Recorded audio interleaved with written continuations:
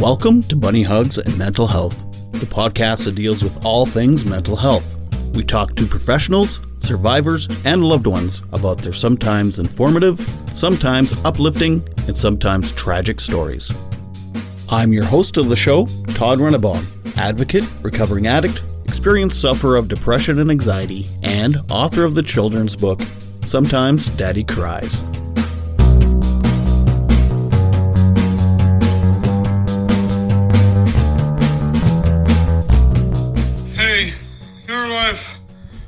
Doesn't suck. You just suck at noticing that your life doesn't suck. So as soon as you realize that you're the one that's sucking, then you can change sucking at not noticing things aren't that bad. So what I'm saying is your life doesn't suck. It's actually pretty cool. Hello and welcome to another episode of Bunny Hugs and Mental Health. I am Todd Rennebaum. This is the Saskatchewan Podcast Network, and thank you for listening. This week's guest, what an amazing guy. He is inspirational, he's silly, and he looks funny, and he's silly. He is the world's worst motivational speaker, Leonard McCrunsky, better known as Rodney Norman. Now, if you never heard of him, I can understand, but I'm sure you've seen him, you've heard him. His one video alone, he figures, has around 300 million views. He says inspirational things and inspirational videos. You've heard him. You've seen him before. Anyway, before I introduce him, I just want to tell everybody, thank you again so much for reaching out, talking to me, leaving me notes, inspirational things, great comments about the podcast. Again, please follow me on Instagram, Bunny Hugs Podcast. I'm on Twitter. I'm on Facebook. I'm even on the TikTok now, Bunny Hugs Podcast. I'm fairly active on social media. So yeah, follow me on there. And please, if you listen to this, please leave a rating and review on Apple, and I think Spotify, you can do it as well. It actually means a lot. One more thing before I introduce Rodney Norman. Next week, I'm speaking to Tara Newell, and she's probably someone else you maybe don't recognize her name, but you've heard something about her story. There is a documentary, I think on Showtime or HBO, and an acted, scripted series on Netflix called Dirty John, and this is about her mother and her story. She is the person that actually killed Dirty John, her mother's stalker, lover guy. So I speak to her next week, and don't miss that one. She's another really interesting person and guest, and just a wacky story, and she talks about having PTSD and how she copes with it, and how she's a life coach now and stuff. So another fascinating episode. One more thing before Rodney. I have to apologize. For some reason, I recorded this episode and my mic wasn't working, so the mic on my computer picked up my voice. So the audio isn't very good. And it just so happens that Rodney's audio is also not very good. So I apologize for that. It's not the greatest quality sounding episode. So if this is your first time listening, just know that this isn't the norm. And you can listen to all the other episodes, and they sound pretty good, depending. Some aren't great over Zoom, but this episode in particular, both of us don't sound great. So I apologize for that. About halfway through, Rodney's gets a little better, but anyway.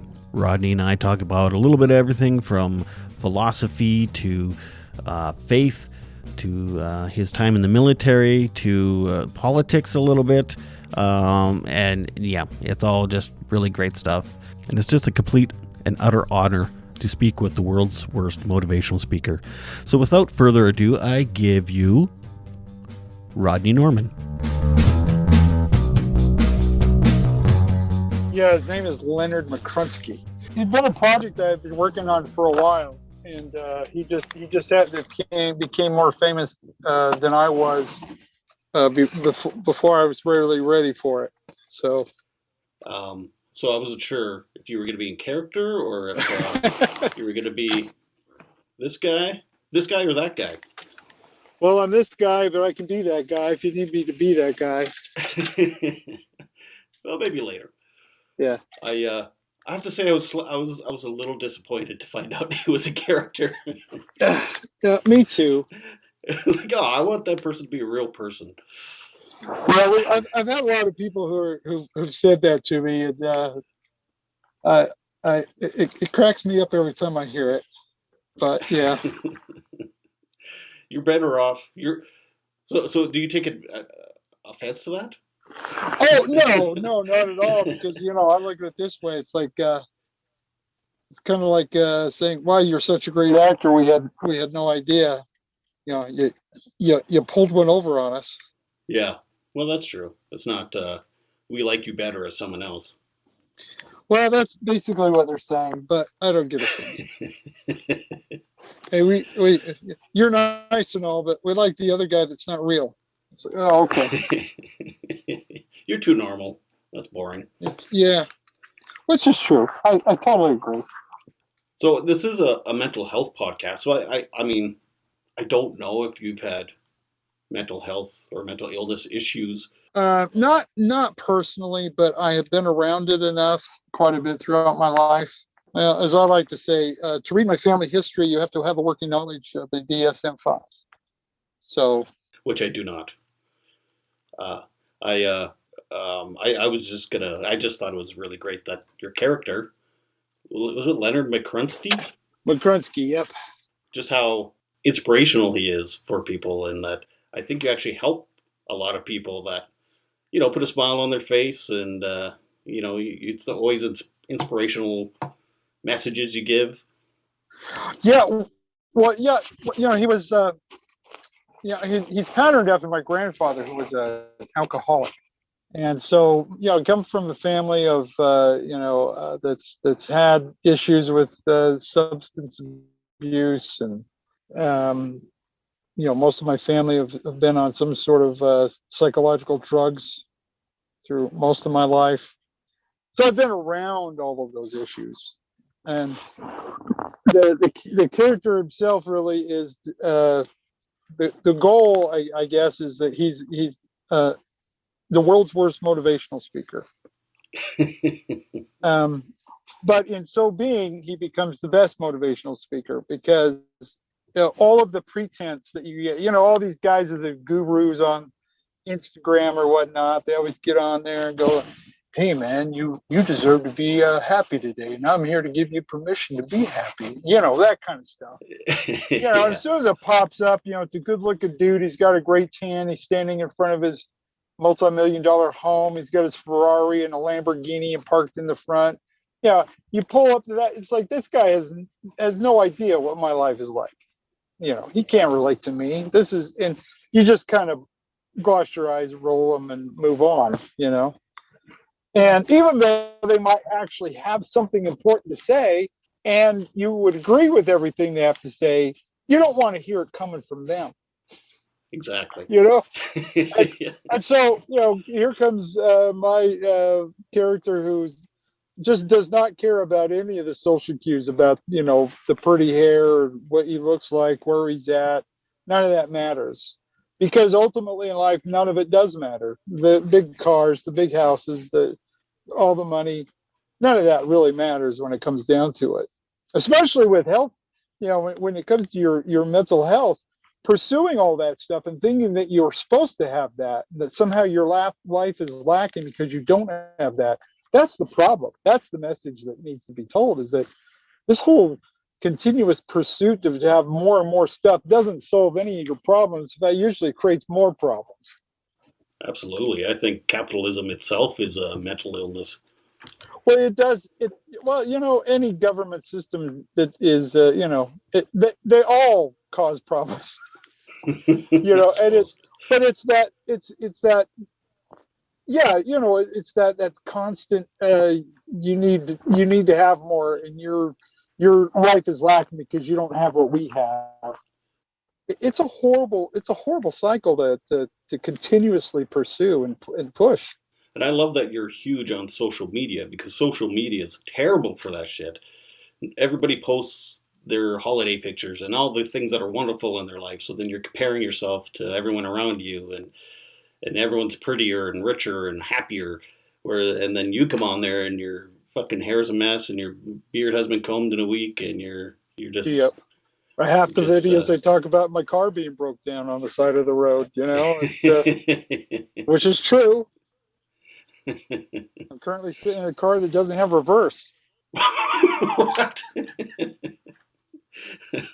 So, I have to be careful where I park. I have to either always park on an incline, so I got a little bit of a grade down, so I can back up or pull straight through. It's funny because I Googled you. Well, I saw a video of you doing one of your things, and I was like, oh my God, this guy would be amazing to have this guy on for the podcast.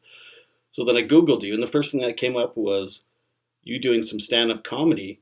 You didn't have a beard, you had short hair, and I was like, what the fuck is that? And then you started talking, and I was like, oh my God, that is him. Yeah. But you do stand up, obviously. Like, well, actually, when for the character, did you grow the beard and the hair out for the character, or were you just doing that anyway? Like, you just... my father always had a beard, and I always admired it and wanted to have a beard. But through most of my adult life, especially in my 20s, when my beard came in, it was in like 6 different colors, and it was kind of splotchy. So it looked like a calico cat was dead on my face. It just didn't look right. As I got older and started going gray, I went ahead and I grew it out, and I loved it. I was like, oh yeah, this is it. And I had a cousin who used to play Santa Claus all the time. Oh yeah. And he had passed away a few years ago. And so I kind of, as a tribute to him, I decided I wanted to start being Santa Claus. And so I started growing out the beard, and I loved it. And I just dig it. And then with the character, just sort of kind of fell in with it. So, because my grandfather was actually clean shaven all the time.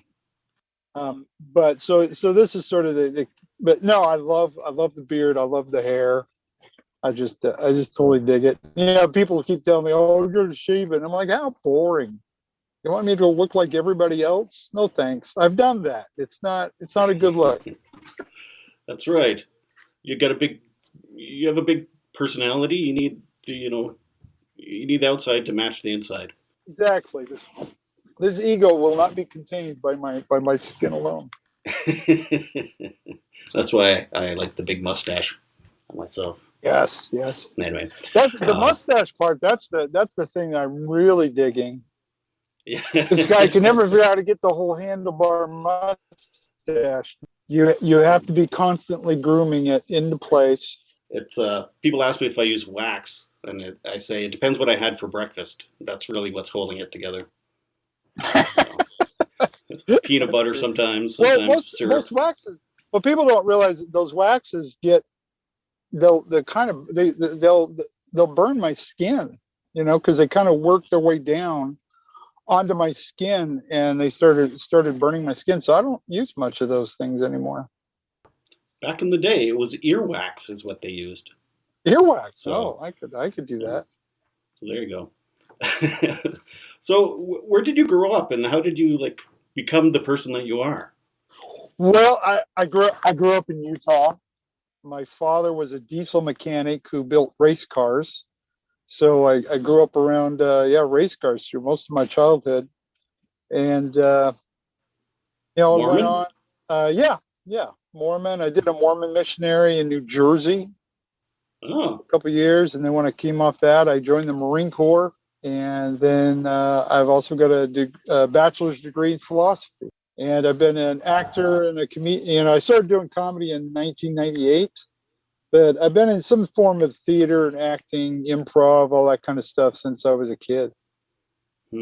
Just love it. Do you still practice Oh Mormonism? yeah. I'm still card carrying member. I was in Utah a couple years ago. I live in Saskatchewan, Canada. I don't know if you know Yeah, where that is. yeah. I did. Rough And Riders. yeah, that's right. Well done. I love Canadian football. Well, right You on. guys, you guys spread it out. Who's your favorite team? Um, uh, Just well, say the Rough Riders. I'll go with Rough Riders. Boy, yeah, that's good. Anyway, I drove through Utah. What a beautiful state. Oh, it is. It's probably one of the most. I think it's the most beautiful state of all. Probably the only other two that would give it a run is Hawaii and Alaska. I've been to Alaska. I haven't been to Hawaii, but yeah, Alaska's pretty. Well, I mean, they're beautiful for completely different reasons. All three of them, Yes, but yes, yeah. Well, Utah's got everything. I mean, we only spent maybe.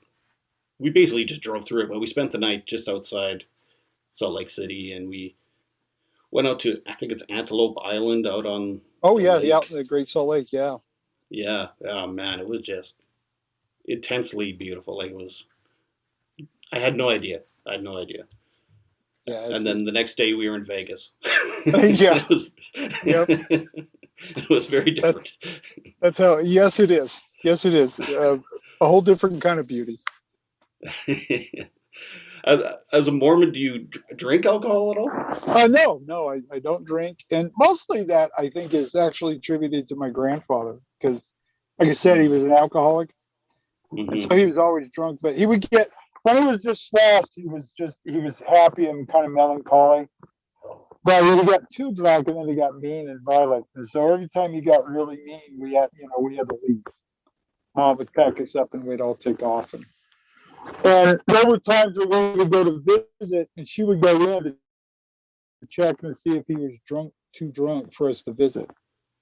And so there was those times where, I attributed as a kid that alcohol and that smell ruined my grandfather because when he wasn't drunk, he was great, but when he was drunk, he was a mixed bag, and he could get very angry and mean and as a kid, it hurt me to see that.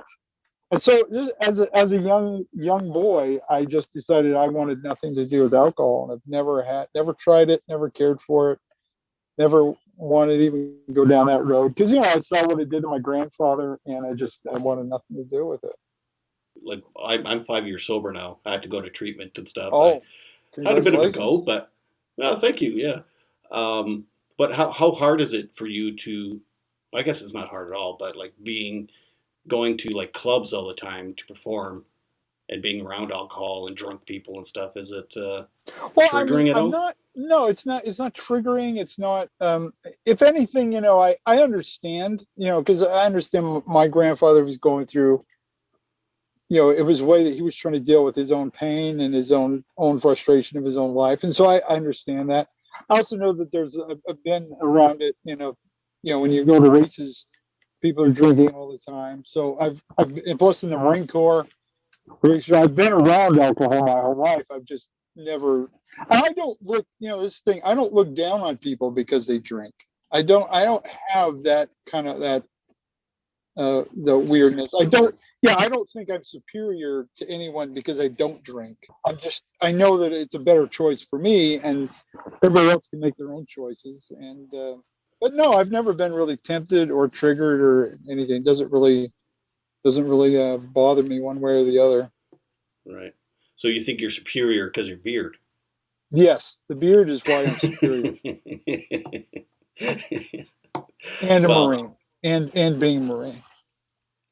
right And I on. studied Fair philosophy. enough. So I mean, there's what I'm saying is there's a lot better reasons why I'm better than other people, other than I don't. Was it your purpose to inspire people with this character, or was it just something you Um, thought would be funny? I think I kind of both. I think with my comedy, I've always wanted to be a little smarter and Hmm. more just more positive, I guess. And when COVID hit, the character just sort of it was just sort of this the perfect storm because here I wanted to be funny and enlightening and fun, and I wanted to just be funny for the pure sake of being funny, but I wanted to talk about things that nobody else is talking about, you know. All my comedy friends were all complaining about toilet paper and wearing masks and all that stuff. I just wanted to talk about anything other than what everybody else was doing. And so it just kind of fell into it, just being positive and fun and happy, and just realize that no matter how bad life gets, it's not that bad. That we make it worse in our own heads, in anticipation and whatnot, and are trying to, having all these desires of what we want it to be, and it's never that. And then when we get what we thought we wanted, it's never what we thought it was going to be, and that whole cycle. And I just thought, man, I'm just going to start making fun of that. There's so much material there when you start talking about the human brain and the way we think and the way we do things. And it's just been an absolute desire. It's been a blast getting to do it. And, the way it's helped people, that's the thing that really has blown me away, is that how many people have really identified with this character and identify with the things that I make fun of and how I talk about life. And so many people who have, it still gets to me, but I've had so many people who have told me that they were ready to check out, that they were ready to take their life. And they came across one of my videos and they said it just pulled them out of that funk. They just realized, hey, my life is actually not that bad. I can pull through this and get through it. And that to me is probably the most rewarding thing of all of this, is just seeing that, here these silly, just kind of dorky videos are really kind of helping pull people out of their own funk, because we've all been bombarded with all this fear and anger and frustration, all for, it's become everything. Everything is that now. And here I come along, every video that you see, every post you see, it's all anger and mad, and conspiracy theories, and all these terrible things. And then here I come along, in the middle of the woods, jabbering on about accordion players and cookies, and all of a sudden it's like, hey, yeah, okay, things aren't that bad. How many videos did you make before you kind of went viral, didn't you? Or was it gradual? I had one video that just took off like crazy. I mean, it's still going crazy even now. It's been it'll be 2 years on June 1st since it was released, and we tried to calculate it, but it's been re-memed and repurposed by so many people, that we estimate that it's been seen by over 300 million views. Wow. Its various forms. I'm guessing it's the one I shared about 2 years ago. I almost felt bad sharing it, because I was like, I'm exploiting this weird hobo in the woods. Should I be doing this? Yeah, I had a lot of people who reached out to me. They were like, concerned for my safety, and was I getting proper attention and all that stuff. And all it was just my bumbling, innocent character trying to explain the George Floyd situation without offending anyone. Right. That was the inspiration behind the whole thing. It's just, how to talk about it without offending anybody. And so that was the whole, pausing, confused, and the weird language. Yeah. And it just connected with people. Okay. Everybody over here saying stuff, and then everyone over here saying, no, don't say that stuff. Yeah. Man. But maybe it was longer than that one, because I don't know. It was one where you were just basically being like, love yourself and all this stuff, and have a good day. It was just inspiring. It wasn't. Yeah. There was the second one. Well, the third one that really took off was that got me on TikTok. It's the one that was one. It's about a minute long, and I'm just saying, if you're alive, if you're seeing this, you're still alive, and right. Life isn't so bad. Yeah, that one. It got duetted by Howie Mandel, and that's what he's Canadian. Yes, he is. Yes, he is. I noticed when I was listening to your stand up that it is very clean. Like it is very family friendly. There's no swear words. It's not negative. It's not blue, but it's just good, silly, fun stuff. Yeah. And Yep. I'm assuming you do that on purpose. Yeah. Well, for one, I'm just not a very profane person anyway. I'm not really. I've never really been into the real dirty material. Yeah. And again, it's not that I'm trying to say, hey, I'm more blessed and holier than thou. God likes me more than you. It's just I just want to make everybody laugh, not just people in a bar. And I've also the idea that my kids are going to see this and my grandkids are going to see this. My mother watches everything I put out. So I think part of that is I just I don't I'm not afraid of talking about controversial issues, but I don't really see comedy, at least my comedy, as I'm not trying to change the social uh, structure. I'm not trying to break down social norm. I'm just trying to be funny and make people laugh. And that's almost harder to do. It is because I think comedy changes over time, and a lot of comedy now is just basically cheerleading and throwing rocks at things that we hate, and I just don't like it. And I mean, it's still people who do that. I still think it's funny. It's very talented what they do, but I just see I want to do something else. I don't want to be like everybody else. That to me is just that's well covered. It's a well covered area. They're all doing that, so I'm just going to do my thing. Yeah, right. Well, you're good at it. It Oh, reminds me a thanks. bit. Well, yeah, you're welcome. It reminds me a bit of like Jim Gaffigan because he's the same way. It's very clean, very Yeah, yeah. family friendly, and yeah, he works really hard at doing it that style. Um, so yeah. So how long were you in the Marines? I did a 4 year stint back in '91 to '95. I joined because of the first Gulf War, and then it was Hmm. over before I was even out of my first week of boot camp. So I ended up just sort of having it Well, was like, great. hey, we're going to war. There's all this. We have all this money. We have all this stuff. We're gonna, yay! And then as soon as the war was over, they just cut everything, and then Uh, it was kind of crazy. Yeah, Americans in war, we're kind of stupid about it. I don't know if you guys are. I don't know if you're familiar with our work, but yeah, I am. Yeah. I'm glad you said it, not me. oh yeah. Oh, and uh, then when yeah, well, I was a very patriotic kid growing up, and I love my country, and then joining the Marine Corps opened my eyes to a lot of things, and it's like, wow, this isn't what they were saying it was. But no, I'm still a proud moment. I still I'm very proud about having been a Marine, and it was a great time, a great experience in my life, it but made I'm you who glad. you are today. Yes, it very much so. Yeah, yeah. I know a few people that.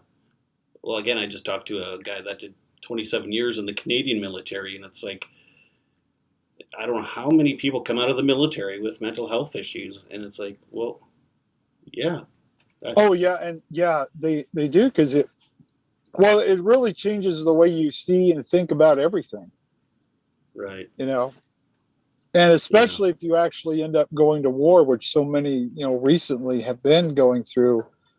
I mean, to do the things you have to do, it's going to mess you up. I mean, and a lot of them go through. They're where every single day the threat of being killed is constant and continuously present, and you're always on guard. And then all of a sudden they say, okay, you go home now. And without any real debriefing at all, they just kind of come and drop you back into society and say, okay, you're on your own. I, that's after, while you're in the military, you have that constant support structure. You constantly have, your fellow Marines, your fellow soldiers, and you have a command structure. If you need something, you can get, it's always there. Your medical, your mental, all that's always there. And then when you get out, it's just gone. And then to be able to get what you rightfully are supposed to have, you have to fight for it. You have to go and prove to them that you're crazy or that you're damaged to get any kind of help. And then the whole process of trying to get help makes it even worse, because now you become even more anxious and more paranoid, and it's horrible what has happened to so many.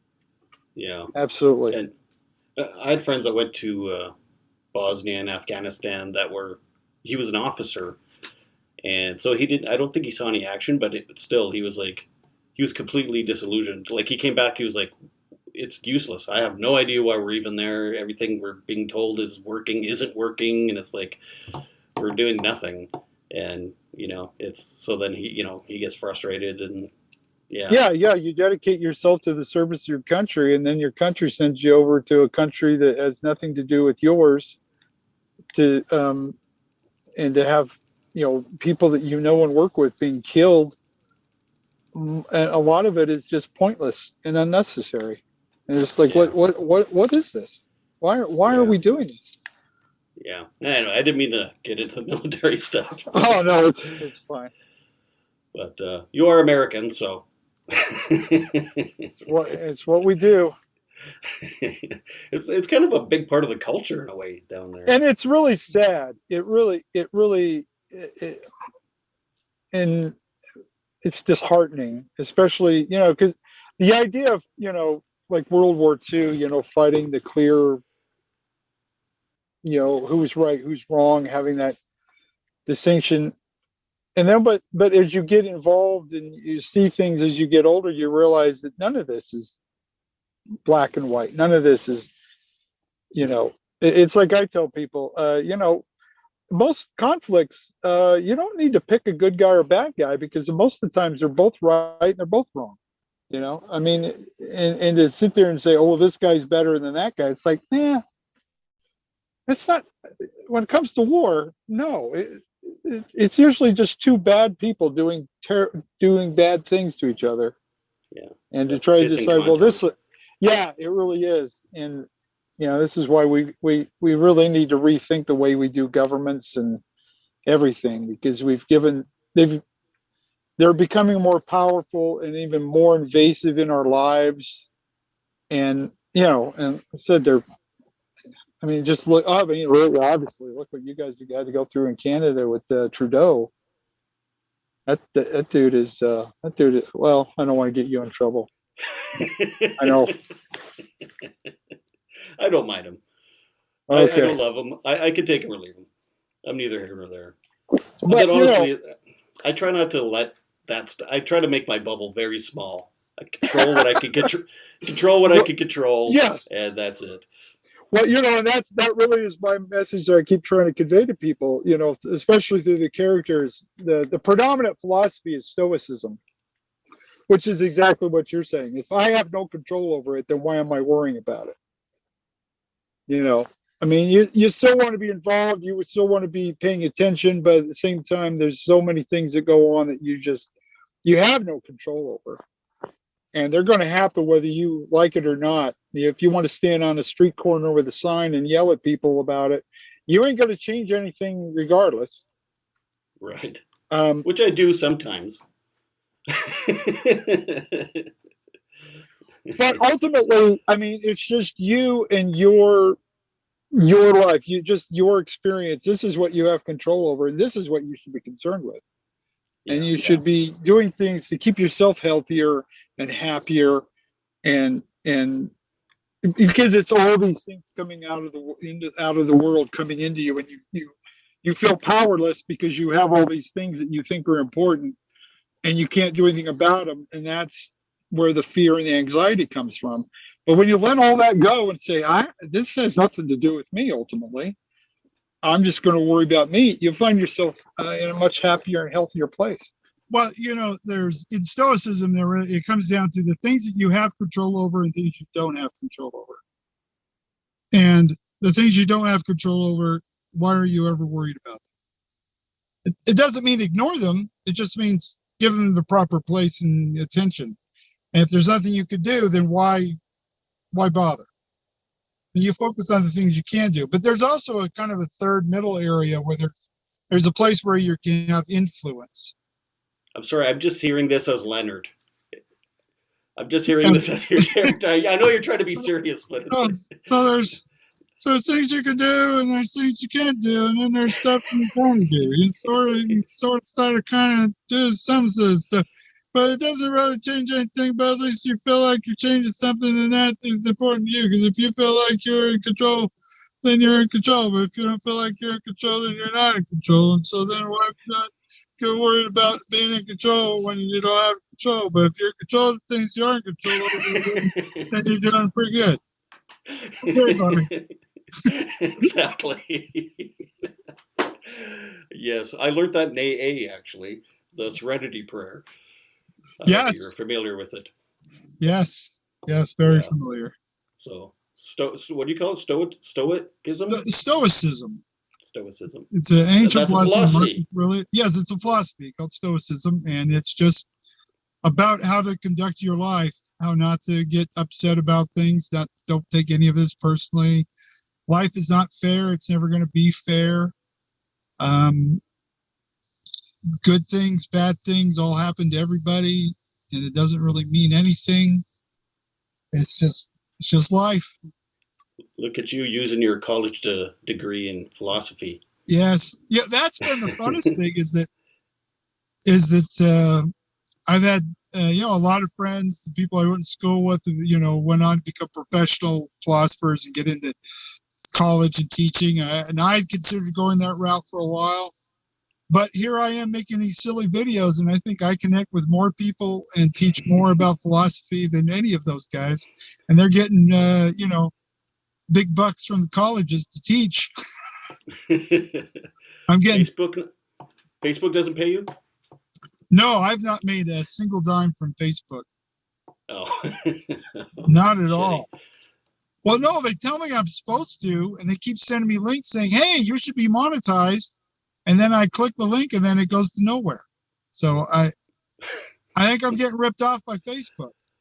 Well, yeah, if one video's gotten 300 million views, then even 1 cent a view, that's... Yeah, there are people who have stolen my video, repackaged it, who have made more money on it than I have.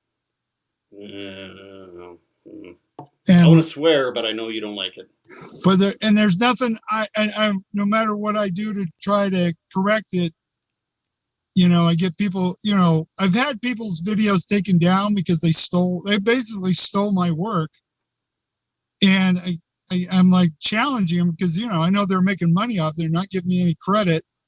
And I have to because, it's my livelihood to a certain degree. It's my likeness. And they're stealing it to use it for their own good. And then they get mad at me for doing it. I'm like, wait a second. What? Yeah. I just had this conversation with someone else. Oh, it's insane. It's like, why are you being such a jerk? I'm like, what? You're stealing from me. Why am I the jerk in this situation? You never. Well, I had one guy who was taking my videos, and he was putting titles on it saying "Man with Alzheimer's" or "Man with Dementia." So he was using the videos to mock people with dementia, and I'm like, that's not what any of this is about. And I went after that guy pretty hard because I was like, I'm not letting you do this. Well, that's a class act. Yeah, it was like, and I contacted him directly and I said, hey man, you need to, take these down because don't have that title. Don't make fun of people with Asperger's and whatnot. And also, maybe you should credit me for the videos. And because he started making money on YouTube using my videos. Yeah. So I went after him with YouTube pretty hard. Got him shut down. So. Well done. Yeah, I just had this exact same conversation about an hour ago with a friend of mine who makes memes and videos on Instagram. And she's like, fine, someone steals my meme once in a while. But she made a really heartfelt video. It took her like a year of like, because she's bipolar, so she would video herself in her different manic, states and stuff. And someone stole her thing and repackaged it, like you said, and then she went after them, and then they were like, "Why are you being a jerk, man?" Like exact same story. It was like, yeah, it's like what I said. You're weird. taking what I created and turning it into completely something against exactly what I was not doing. Yeah. You know, you completely are mocking and ridiculing things that I don't want it to be mocked and ridiculed, and I'm the bad guy. Yeah, really. Yeah, weird. I mean, it's your face, it's your voice, it's everything. Yeah. Right? Well, yeah, and most of the people who've rememed it, I really don't care. Yeah. Because it is getting my face out there. I mean, they can't stop that. Yeah. And it's piqued a lot of people's curiosity trying to figure out who I am. And so they're searching for me, which is great. So, that's fun. I found you. I can't believe I did it, but. So have you gotten more gigs and more fans, like stand-up comedian fans because of this? One of the things I'm finding is that most of the people who follow me are not fans of comedy, which is kind of weird and probably says something about me, I guess. But well, no, because I've been doing more stand-up shows, and what we're finding is that most of the people who are coming to see me, I'm the first comedy show they've ever gone to. Oh. So that's a lot of my audience. I would say at least 60-70% of my audience, when they come see me, I'm the first comedy show they've ever been to. Wow. So it's a different kind of thing, Yeah. And you get heckled? I don't. I've never really gotten heckled. I've had to deal with it a couple times in my life, but mostly not. It's kind of, I think people realize I'm a little too weird, so they just kind of sit there and watch and wait to see what's happening. Nobody feels like they need to help me. It's like, oh, there's a train wreck about to happen. Let's just sit back and see what goes on here. How often do you get recognized just walking around? It's becoming more and more often. I just drove from Connecticut out here to Utah this last week, and I was at a truck stop in Pennsylvania, and I'm sitting there. I was looking for some duct tape or something to fix part of my bumper was flapping in the wind that was ripped. So I looked for some duct tape to keep it so it would stop. And so I'm wandering around this truck stop looking for duct tape, and this lady just kind of pops out of nowhere. She goes, "Are you Rodney Norman?" And I'm like, "Yeah." And she goes, "Are you for real? I mean, you know who I'm talking about. You know who Rodney Norman is, right?" And I go, "Yeah, me." "Oh yeah, of course you. Yeah, okay, so you are him, right?" And I'm like, "Yeah." And she's like, "I saw you in the parking lot, and I told my boyfriend, stop, because we were leaving, and you saw you get out of your car." And I was like, "That's him." He's like, "Why would he be in Pennsylvania?" And she goes, "I don't know, but that's him. I know it's him. I gotta go." So she comes in and runs all over the truck stop to find me, and it was just kind of a funny little thing. And so I'm like, "Well, we're here. You want to get a picture?" And she's like, "Yeah." So she already had her phone ready to go, but she had it hid under her jacket, so I couldn't get it. But I'm like, "Come on, I know. Let's do a picture. Don't be afraid to ask for a picture." It was fun. So, and then I had one guy. I'm sitting there. I'm filling up my gas. At the station. I'm just standing there, and this guy kind of leans over from the pump to the side of the pump, and just kind of leans over and looks at me and goes, "Hey, are you Rodney Norman?" I go, "Yeah." And he goes, "Love your videos, man. Those are pretty awesome." I'm like, "Cool, thanks." He goes, "Have a super awesome day, man. You too." So it's been happening more and more. It's kind of fun. Do they expect you to be more like Leonard? Usually? I think some people do. A lot of the ones who are kind of the diehard ones, the ones who I think would want to meet me, have figured it out. They've seen the live videos. They've seen the other videos that I've done, the other characters that I've done.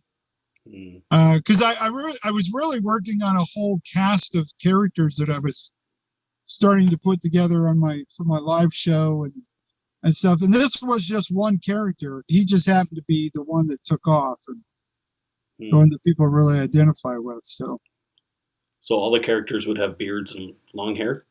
Yes, absolutely. Well, throw another character at me. Well, I don't know if you're aware, but oh yes. I've been moonlighting, as you say, as Santa Claus. Well, actually, I've been moonlighting as Rodney Norman. Actually, I'm Santa Claus, but it's a little boring in the North Pole, so I find the opportunity whenever I can to venture out. Of course, I can't get rid of the beard or the mustache because you can't really actually be Santa Claus with a fake beard, of course. Can I ask you a question, Santa? Sure. Are you considered Canadian or Russian? Well, actually, it's in the North Pole. Antarctica is owned by all the nations. Well, it's actually owned by the Illuminati, but Antarctica, that's south. Well, yes, I know, but we do have a base there as well. But the North is actually, because it's frozen, it's actually water. It's governed by maritime laws, and so we actually are our own entity. We're neither Canadian nor Russian. I can hear the accent, the maritime accent. Interesting. So you're a serious Santa character. Yes. If you look it up. If you look up Santa does stand up, you'll find it. It's on Dry Bar. It's one of my funnest. Oh, okay, that's where I saw some of your other stuff. Yeah. Yeah, I saw some of your other stuff in there. What is that Dry Bar? Is that a club or it's a website? What it was is there was a company called VidAngel that would make. They had a service where if you wanted to watch movies and not have all the nasty stuff in them, they would. It's like how they'll edit a movie to be shown on TV. They would do that and you could select what you wanted to have removed from it. So any of the sex or the F-bombs or whatever. And so you could pick any movie and they would edit it for you and you could watch it. Because there's an important message for everybody in Lethal Weapon 2, right? So yes. But they got sued by all the studios. But Disney led the charge against them. And so instead of continuing down that road, they decided they would just start doing original content that was clean, that was, and one of the things they thought they could do cheaply and easily was to do stand-up because they didn't have to write anything. They could just bring in a stand-up and do it. And so they kind of stumbled onto this thing where they didn't know any comics. They just contacted the gentleman who now runs it, comedian. He was a comedian and he started Wise Guys Comedy Clubs in Utah. They called him up and said, "Hey, we need comics. Can you bring us comedians? They need to work clean." And of course, he owns a comedy club in Utah. He knows all the clean comics. And so he started sending them, and they recorded them and started putting out comedy specials that were, PG, clean, family friendly mostly. Mm-hmm. And it just took off because there was all these comedians that were not the Comedy Central demographic. If you weren't, Comedy Central looks for a very specific demographic for their comedians, between the 18 and 34 category, and everybody outside of that gets ignored. So here's this plethora of comics that have been ignored by the industry for years. All of a sudden, Dry Bar is giving them an opportunity, and they were great comics, and it just took off. And so, it's like Comedy Central, but it's for clean comedy. It's called Dry Bar. Yeah, interesting. I've been to websites where they edit out all the clean stuff, and all I get is sex and F-bombs.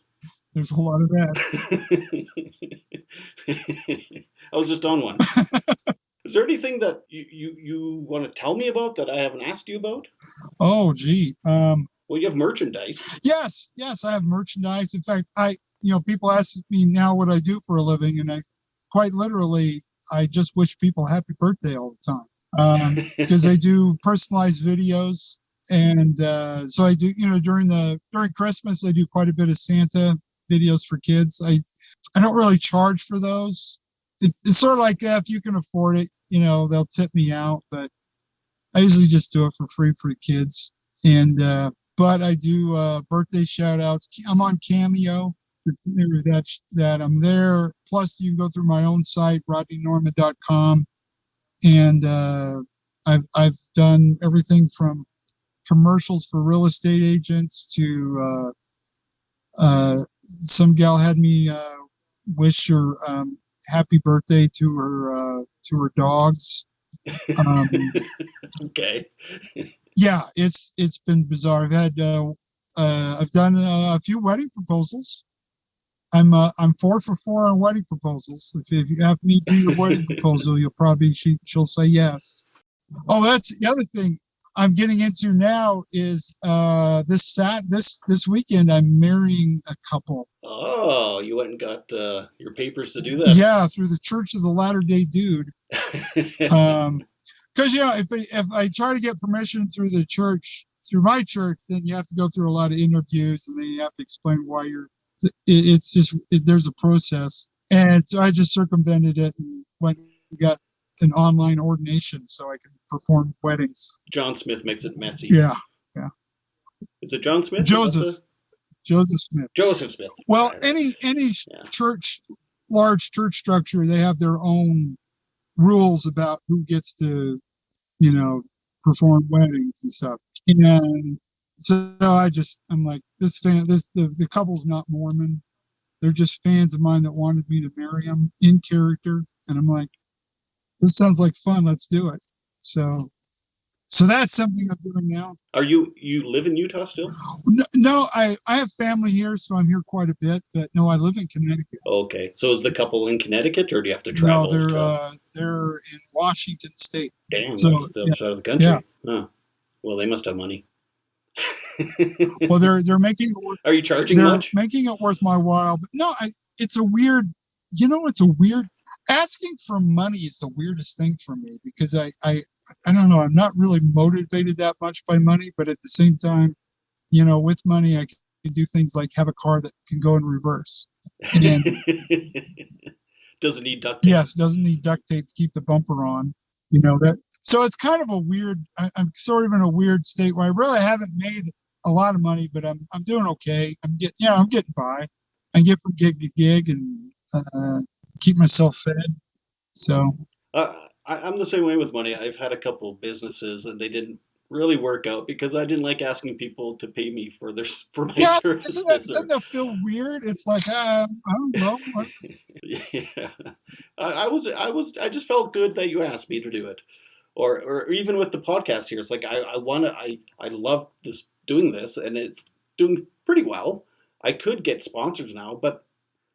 It's like, man, asking people for money is just weird.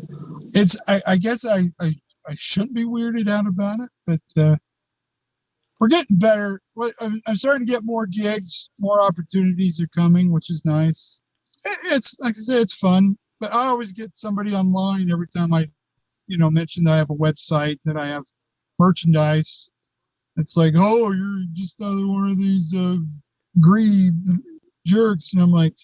No, I'm not greedy. I just want to, I don't know, make a house payment and keep the heat going on my, I'm not buying anything fancy. Yeah. I'm just trying to survive.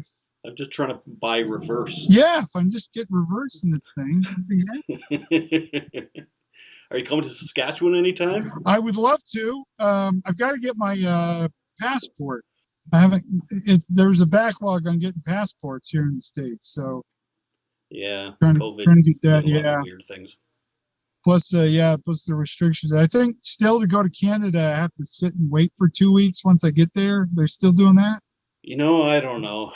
And every province is different, and so I can't keep track of it all. So I don't know. Yeah, there for a while. I was looking at trying to do some shows. People had contacted me, wanted me to come up there, and we got looking into it. And you need a passport, and then I had to. Register with the government once I got there, and prove that I was at a hotel and had to stay there for 2 weeks and then get tested. And then then I could get approved to leave. And it was like, by that point in time, it wasn't financially feasible to go at all. So, well, for a while there was Canadian citizens, even if they went to Mexico for a week on holidays and came back, they would have to spend 2 weeks in the hotel in Canada before. Yeah. And I'm so glad that's kind of tapering off some of this stuff, but whatever. It's been a weird couple of years, man. Oh, yes, it has been. I think a lot of us are kind of woken up thinking, hey, maybe the government doesn't need this much control over our lives. That's part of the problem. Are you a libertarian? Very much so, yes. Yeah, I can tell. And I'm not judging. I don't care one way or another. But if I'm a little left of center, but if my second choice is libertarian. well, I like to tell people is that everybody's libertarian. It's just really hard to get a bunch of people who hate government to get out there and get involved in government. Yeah, that's right.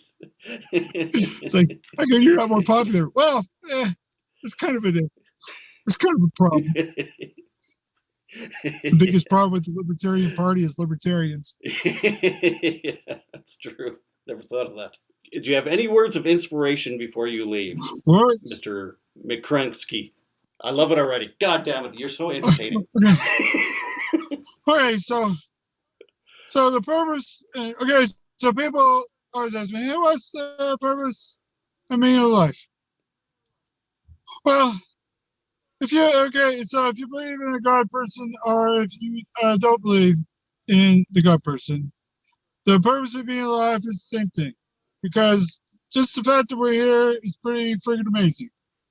I mean, if it's just a God person, then it's pretty amazing that the God person did all this for us. And then if there wasn't a God person, then there was just a whole bunch of weird series of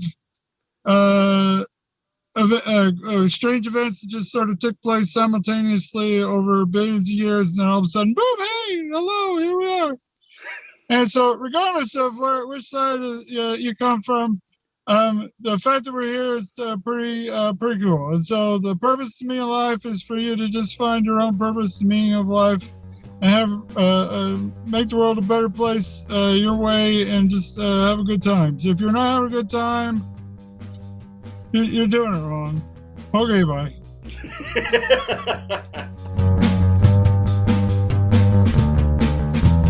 Thank you very much, Rodney. You are a national treasure, an international treasure, actually. I appreciate everything you do. I think you're just a really funny guy, really stand-up person. I love your outlook on life. I love that you're a philosopher. You're just a great guy. And also, thank you for the video, the kind of promo video that you did, and the shout out for the podcast. I really, really do appreciate that. So thank you again. And next week, don't forget, Dirty John Killer, Tara Newell, and yeah, her whole story, and how she's dealing with life now. Follow me on the social media stuff. Leave ratings and reviews and all that fun stuff. Okay, I'll see you next week. Thank you for listening, and please subscribe, rate, and review however you are listening to this podcast. It only takes a moment, and it really helps the show out with getting noticed. This episode has been sponsored by Penny University Bookstore, 3104 13th Avenue. Call 639-571-2186 and check out their online bookstore at pennyu.ca. The Saskatchewan Podcast Network is supported by Connexus. Wellness, however you define it, is achievable. You don't even need to figure it all out by yourself. Talk to Connexus. They'll give you guidance, motivation, and the push you need to reach your goals. They've got you. They're your financial partner, and they know you can achieve your very best, your financial best. Prove them right. Start right at Connexus Credit Union. The Saskatchewan Podcast Network is also sponsored by Direct West. Are you a business owner looking for new avenues to promote your business? Direct West digital billboards are a great opportunity to highlight a new product, new promotion, or anything else you'd like your customers to know about. You can get local, expert marketing help for your business at directwest.com. If you are having a mental health crisis, please call the Canadian crisis number at 1-833-456-4566. In Saskatchewan, the mobile crisis team in Prince Albert is 306-764-1011. In Regina, it's 306-525-5333, and in Saskatoon, it's 306-933-6200. Don't forget to check out my children's book, Sometimes Daddy Cries. Sometimes Daddy Cries is told through the eyes of a boy whose father suffers from depression.